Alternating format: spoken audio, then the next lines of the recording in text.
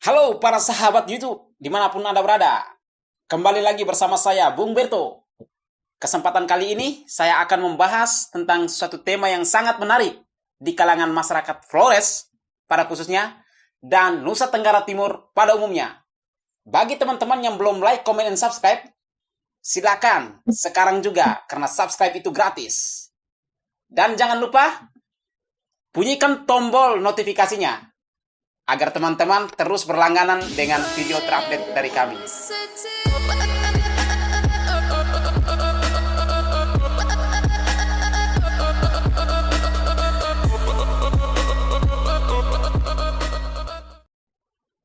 Oke teman-teman, pada kesempatan ini, seperti di awal saya sudah katakan bahwa saya akan membahas satu poin yang sangat menarik untuk dibahas, yaitu NTT adalah wilayah miskin. Namun semiskin-miskinnya orang NTT, masyarakatnya tidak susah. Kesempatan ini pula, saya juga ingin memperbaiki paradigma teman-teman yang selalu, khususnya teman-teman yang ada di luar Pulau Flores, yang selalu mengatakan bahwa Flores itu di mana ya? Oh my god! Apakah Flores itu di Papua? Padahal teman-teman sudah pelajari tentang peta Indonesia. Namun itu tidak menjadi masalah. Yang melalui video ini saya ingin memperbaiki paradigmanya teman-teman agar kedepannya teman-teman tidak salah menafsirkan lagi. Flores adalah salah satu kepulauan yang ada di NTT. Saya yakin teman-teman kalau ke Flores akan disuguhkan dengan berbagai pemandangan-pemandangan yang indah, pariwisata yang menarik, seperti Danau Tiga Warna, rumah-rumah adat, dan yang tidak kalah menariknya adalah Pulau Komodo. Itu adalah sebagian dari tempat pariwisata internasional. Teman-teman dari Flores, secara khususnya, atau NTT pada umumnya, pasti mengalami pengalaman yang sama jika berada di tanah perantauan. Selalu saja ditanya, Flores itu di mana? Wait till you see the. Flores itu apakah di Papua? Ataukah Flores itu ada di Ambon? Oh my god! Ini pengalaman yang saya rasakan sendiri pada saat saya ada di tempat perantauan. Saya tidak tahu apakah yang bertanya ini betul-betul mereka tidak tahu, atau mereka hanya mencoba kita supaya mereka lebih mendapatkan informasi tentang Flores. Katanya orang Flores itu unik loh. Sangat unik. Saya tidak tahu apakah pertanyaan ini hanya sengaja untuk ditanyakan kepada saya, atau memang betul-betul mereka tidak tahu. Padahal suatu waktu saya pernah mencoba mereka, apakah mereka ini benar-benar tahu atau tidak. Saya ditanya dengan pertanyaan yang sama. Flores itu di mana? Saya katakan bahwa Flores itu dekat dengan Australia. Wah, semuanya pada heran. Wih, luar biasa itu. Iya. Bahkan transaksi yang kami lakukan adalah dengan menggunakan mata uang dolar Australia. Dan itu pun mereka percaya. Ini membuat saya menarik kesimpulan bahwa memang betul mereka tidak mempelajari semua peta Indonesia. Ini membuat saya berpikir bahwa mereka memang betul-betul tidak tahu dan tidak mempelajari peta Indonesia secara keseluruhan. Nah, kembali lagi kepada inti dari pembahasan saya, yaitu NTT wilayah miskin, namun masyarakatnya tidak susah. Bagi sebagian orang mengatakan bahwa NTT adalah provinsi dengan tingkat ekonomi yang sangat rendah, atau masuk dalam kategori miskin dibandingkan dengan provinsi lainnya yang ada di Indonesia. What the fuck? Menurut saya, ini bukan pernyataan yang salah. Namun sangat keliru jika parameter miskin itu adalah uang.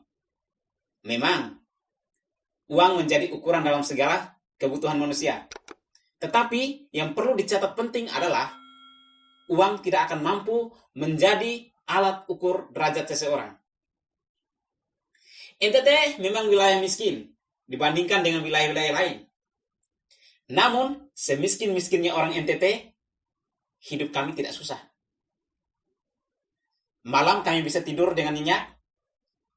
Pagi kami bangun dengan hati riang sambil seruput secangkir kopi, walaupun hanya ditemani dengan ubi rebus atau jagung goreng.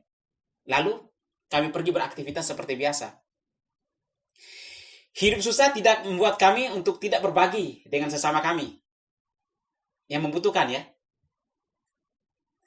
Teringat sekali di memori tentang sebatang es dan sepotong roti. Tak kalah seorang teman atau beberapa teman lainnya meminta untuk dibagikan juga kepada mereka. Hidup susah bagi kami itu sudah biasa. Bahkan itu sudah terbiasa sejak kami masih kecil di SD dulu. Hidup susah tidak membuat kami untuk tidak berbagi dengan sesama kami yang membutuhkan. Teringat sekali di memori tentang sebatang es dan sepotong roti. Tak kalah seorang teman atau beberapa teman lainnya meminta untuk dibagikan juga kepada mereka. Berbagi di tengah keterbatasan justru membuat hati kami menjadi lebih damai. Bukan dengan apa yang dapat kami beri, tapi dengan siapa kami berbagi. Apabila ketika pulang sekolah, kami bergandengan tangan atau saling merangkul pundak. Itu pengalaman yang sangat indah. Memori itulah yang menjadi landasan kekuatan bagi kami, orang NTT, untuk selalu berbagi dimanapun kami berada, dimanapun kami menghentakkan kaki. Salah satu contoh kasus yang saya dapat dari sebuah postingan video di Facebook beberapa hari yang lalu tentang penolakan seorang ibu terhadap bantuan sembako dari pemerintah terkait dengan pandemi COVID-19 ini. Sebenarnya ibu tersebut tidak menolak bantuan pemerintah, tetapi ibu tersebut, dia tahu masih ada orang lain lagi yang lebih membutuhkan. Saya coba memberikan pernyataan yang sederhana, maksud dari penolakan ibu tersebut. Sebenarnya ibu tersebut tidak menolak bantuan dari pemerintah. Namun, saya rasa kebutuhannya bukan itu.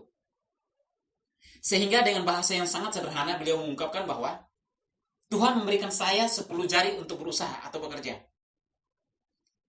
Saya mencoba menerjemahkan bahasa penolakan sang ibu tersebut bahwa agar pembagian sembako diberikan kepada mereka yang lebih layak untuk menerima bantuan tersebut. Hal inilah yang membuat saya menarik benang merah bahwa orang NTT walaupun tidak memiliki uang yang banyak, namun tetap berbagi dalam keterbatasan. Oke teman-teman, setidaknya video saya ini sudah memberikan gambaran kepada teman-teman bahwa Flores itu bukan ada di Papua, apalagi di Ambon. Flores adalah salah satu kepulauan yang ada di Nusa Tenggara Timur. Itu yang teman-teman perlu catat. Yang perlu saya tegaskan lagi, bahwa semiskin-miskinnya kami orang NTT, hidup kami tidak susah. Walaupun kami di tengah kekurangan, kami masih punya kesempatan untuk berbagi. Hal itulah yang membuat kami, NTT, tidak ada pemulung, tidak ada pengemis, dan tidak ada kesenangan sosial lainnya. Saya rasa itu saja penyampaian dari kami, teman-teman, agar teman-teman semua mengerti dan memahami kondisi Nusa Tenggara Timur yang sebenarnya. Dan teman-teman, jangan lupa sekali lagi klik like, comment, and subscribe dan dukung terus channel kami ini dan dapatkan notifikasinya dengan cara tekan tombol loncengnya. Itu saja, see you again, sampai jumpa di lain kesempatan.